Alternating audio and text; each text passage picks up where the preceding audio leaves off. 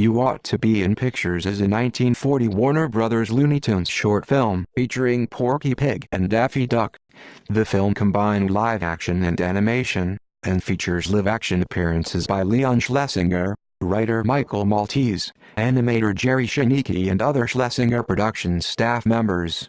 In 1994 it was voted number 34 of the 50 greatest cartoons of all time by members of the animation field.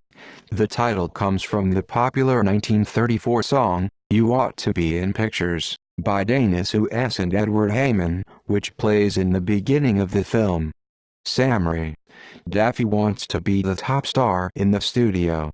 To this end, he persuades Porky to resign from the Schlesinger Studios to pursue a career in feature films as Betty Davis' leading man. Porky goes to Leon Schlesinger and asks to have his contract torn up. Schlesinger reluctantly agrees, and wishes Porky the best of luck. Schlesinger looks at the audience and assures the audience that Porky will be back. Porky spends the rest of the film trying to get into the lots and sets of an unnamed studio, with little success. After several failures, he decides to see if Schlesinger will take him back.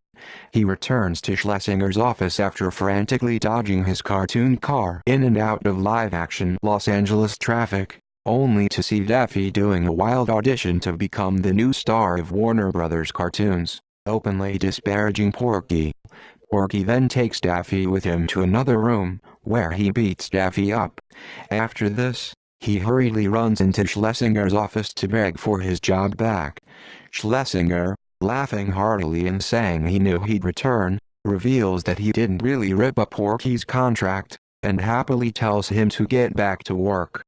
Daffy, still not quite having learned his lesson after being beaten by Porky, again attempts to persuade Porky to resign and work with Greta Garbo, only to get splattered with a tomato, which irritates him.